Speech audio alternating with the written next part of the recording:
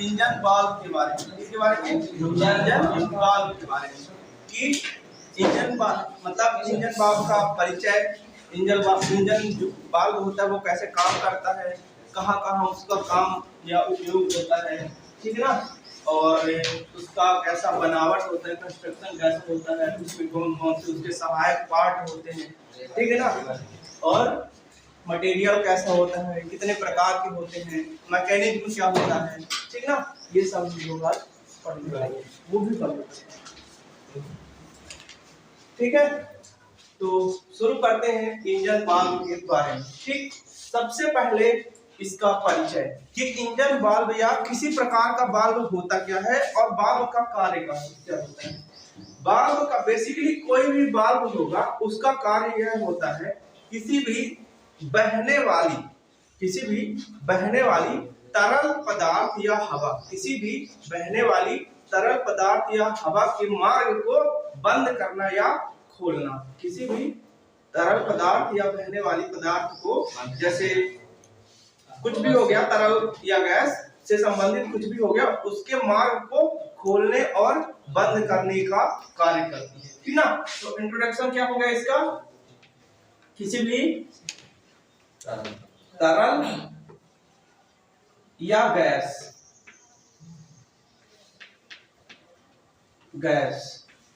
के मार्ग को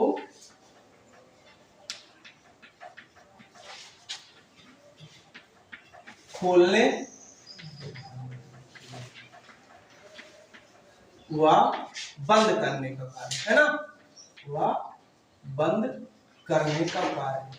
अब इसका इंजन में क्या उपयोग है, ठीक ना, ये तो ठीक है समझ गए, खोलने बंद करने का कार्य। इंजन में क्या उपयोग इसका हमको ये समझना है। तो हमने जब 2 स्ट्रोक 4 स्ट्रोक इंजन बताए थे, उसमें बताए थे एक सक्शन स्ट्रोक होता है और एक एग्जॉस्ट स्ट्रोक होता है, ठीक ना। 2 स्ट्रोक बताए थे, कौन कौन से, एक सक्शन और एक एग्जॉस्ट। सक्शन स्ट्रोक के समय फ्रेश चार्ज सिलेंडर के अंदर आता है, वो गैस किस फॉर्म में रहता है, गैस के फॉर्म में रहता है ना, गैस के फॉर्म में रहता है, फ्रेश चार्ज सिलेंडर के अंदर आता है। और एग्जॉस्ट स्ट्रोक के समय जली हुई गैसें सिलेंडर के बाहर जाती है ना, वो भी किस फॉर्म में रहती है, गैस के फॉर्म में। और हमने वाल्व के परिचय के बारे में क्या पढ़ा है, ये तरल या गैस के मार्ग को खोलने या बंद करने का कार्य करती है। मतलब हम सीधा सा मतलब ये है कि जो इंजन में गैसें आ रही हैं और इंजन से गैसें जा रही हैं, उनमें आने और जाने के लिए मार्ग चाहिए, ठीक, आने और जाने के लिए, अंदर आने और अंदर से बाहर जाने के लिए मार्ग चाहिए। उस मार्ग को किसके द्वारा खोला और बंद किया जाता है, इंजन वाल्व के द्वारा। किसके द्वारा, इंजन वाल्व के द्वारा। तो हम इंजन वाल्व से क्या समझेंगे कि इंजन वाल्व का कार्य क्या है, सक्शन स्ट्रोक के समय, सक्शन स्ट्रोक के समय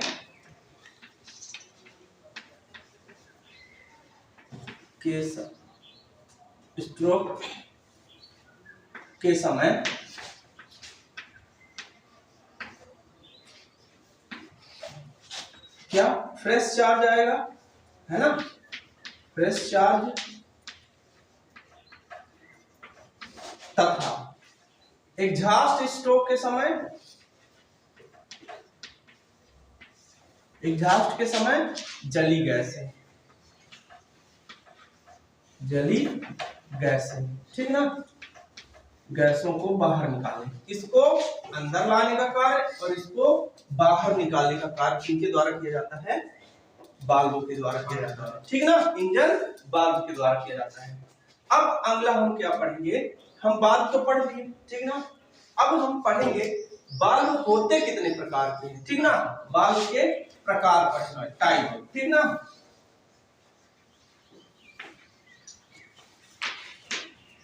ठीक, मुख्यतः वाल्व 4 प्रकार के होते हैं। मेनली कितने प्रकार के होते हैं, 4 प्रकार के, ठीक ना, जिसमें पहला है स्लीव वाल्व,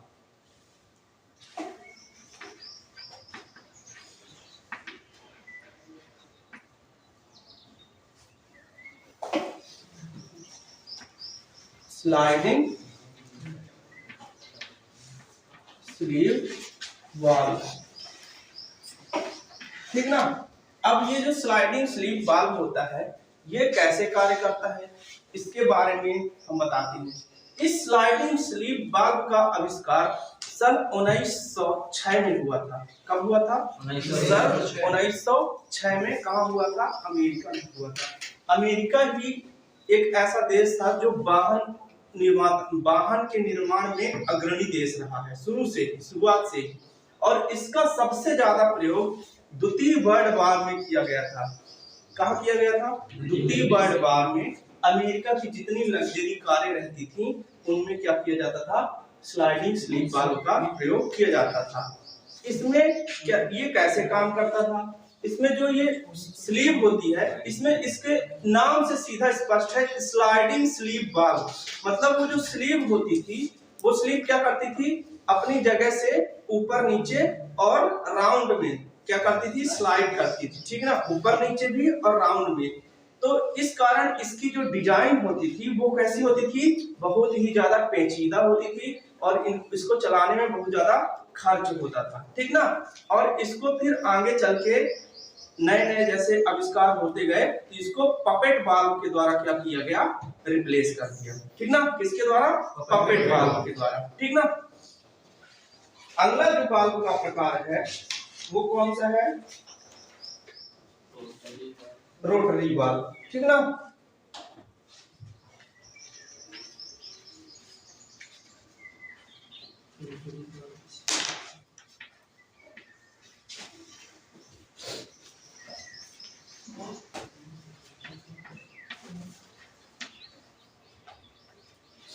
रोटरी वाल्व, ठीक। अब ये रोटरी वाल्व कैसे काम करता था ये भी बताते हैं। और इसका आविष्कार कब हुआ था? इसका आविष्कार लगभग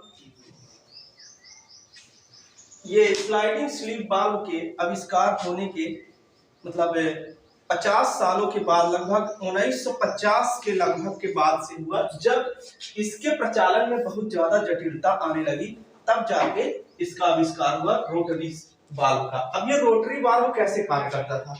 ये जो रोटरी वाल्व होता था ये एक खोखले बेलन के आकार का होता, एक खोखला राड होता था। कैसा होता था? खोखला राड होता था। जैसे अब समझना, ये एक खोखली पाइप हो गई, ये खोखली राड हो गई, ठीक ना। अब ये काम कैसे करती थी? ठीक, इसमें क्या होता था कि एक कट बना होता था। कैसा? एक कट बना होता था, ठीक। ये कट बना होता था। अब ये कट इधर भी बना रहता था और इधर भी बना रहता था, ऐसा करके, ठीक ना। ये ऐसा करके, ठीक। अब यहां से ये इनलेट मैनिफोल्ड रहता था, ठीक ना। इनलेट मैनिफोल्ड रहता था और यहां से एग्जॉस्ट मैनिफोल्ड रहता था, ठीक ना। ये जो कट है जब ये इनलेट मैनिफोल्ड के सीध में आएगा, ठीक ना, तो ये वाला जो रास्ता है वो क्या हो जाएगा? खुल जाएगा। ये वाला रास्ता क्या होगा? खुल जाएगा, ठीक। और जैसे ही ये कट इस इनलेट मैनिफोल्ड के सीध से गायब हुआ तो ये रास्ता क्या होगा? बंद हो जाएगा, ठीक। ऐसे ही जैसे ये कट यहाँ पे बना हुआ था, ठीक ना, जैसे ही ये कट एग्जॉस्ट मैनिफोल्ड के सीध में आएगा तो एग्जॉस्ट गैसों के लिए रास्ता बन जाएगा। और जैसे ही ये कट एग्जॉस्ट मैनिफोल्ड से दूसरी तरफ हुआ तो ये भी रास्ता क्या हो जाएगा? बंद हो जाएगा, है ना। तो इस तरह से ये वाल्व कार्य करते थे। मतलब ये एक खोखले राड के आकार के होते थे और उनमें क्या किया जाता था? छेद कर दिया जाता था, ठीक। तो जब जैसे दो वो देखे होंगे जैसे नमक की जो डिब्बी होती है, देखे होंगे सबके घर में होगी नमक की डिब्बी। जब उसमें नमक निकालना होगा तो उसके जो ऊपर का हेड रहता है उसको घुमा के और दोनों छेदों को क्या करते हैं? मिला देते हैं, ठीक है ना। और फिर नमक उपयोग के लिए ले लेते हैं। फिर क्या करते हैं? छेद को बंद कर देते हैं। जब बंद कर देते हैं तो क्या नमक आता है? नहीं आता ना। ठीक इसी तरह ये वाल्व भी कार्य करती थी, ठीक। समझ में आ गया सब कुछ? ठीक। अगला वाल्व है पपेट वाल्व।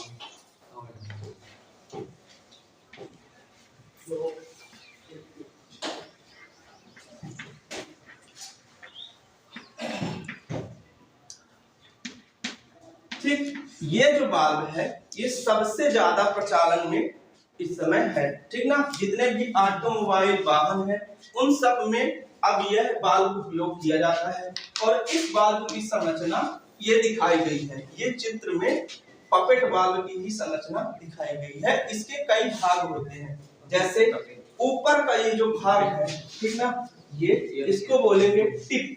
क्या बोलेंगे? टिप बोलेंगे, ठीक। और यहाँ पे जो एक थोड़ी सी संरचना ग्रूव आकार की दिखाई गई, इसको बोलेंगे ग्रूव, और इसको लॉक ग्रूव भी बोलते हैं। ग्रूव या लॉक ग्रूव, ग्रूव या लॉक ग्रूव बोलते हैं। इस बीच की संरचना को बोलते हैं बाल्ब स्टेम। क्या बोलते हैं? बाल्ब स्टेम। और ये वाला भाग है, ये मुड़ा हुआ भाग है, इसको बोलेंगे नेक। क्या बोलेंगे? नेक, ठीक ना, मतलब गर्दन। अगला है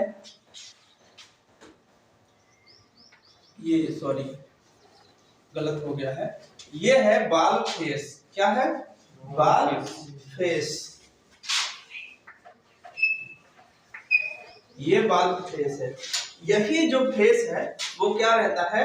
बाल्ब की सीट से चिपका रहता है और मार्ग को बंद करता है, ठीक ना। ये जो बाल्ब का फेस है, ठीक। अगला क्या है? मार्जिन। मतलब ये जो फेस और हेड के बीच का जो हिस्सा होता है, मतलब ये जो फेस का एंड सिरा हो गया, ठीक ना, और जो हेड है, ऊपर से हेड दिखाया गया है, ठीक ना।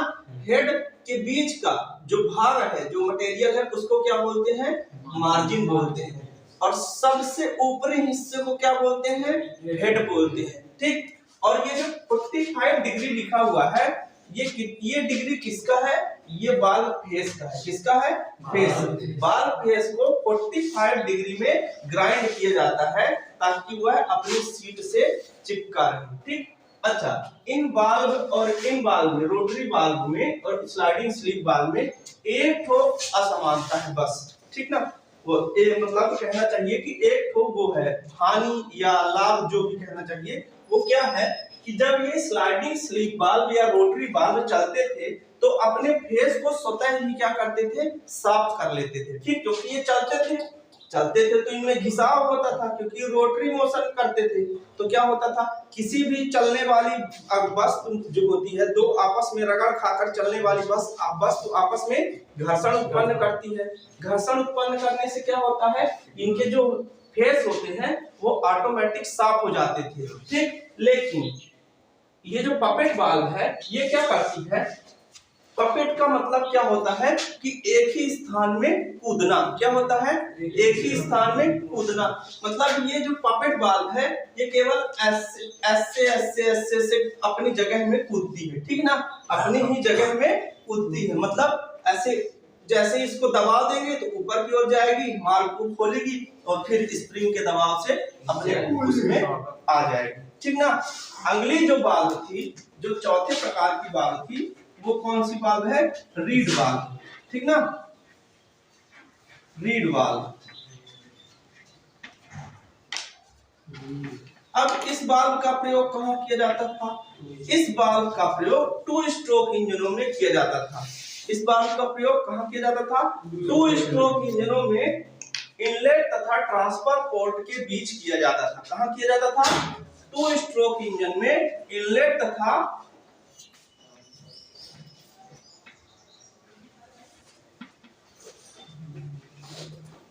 थ्री स्ट्रोक इंजन में, ठीक ना, इनलेट तथा ट्रांसफर पोर्ट के मध्य किया जाता था। तो अब बाल्ब के प्रकारों में किसी को किसी प्रकार का डाउट, किसी प्रकार का नहीं है, तो चलिए, ठीक है ना। अब अगला जो हमको पढ़ना है वो है मटेरियल, ठीक है ना।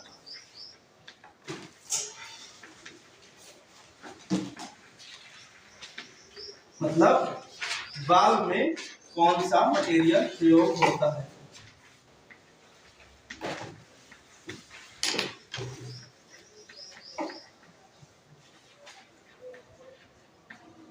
ठीक, इनलेट बाल्ब के लिए निकिल स्टील एलॉय, इनलेट बाल्ब के लिए निकिल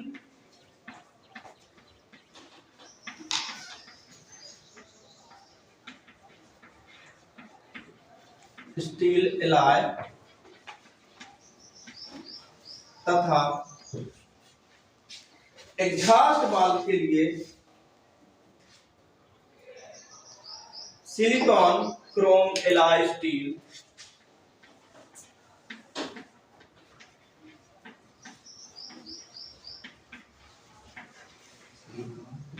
क्रोम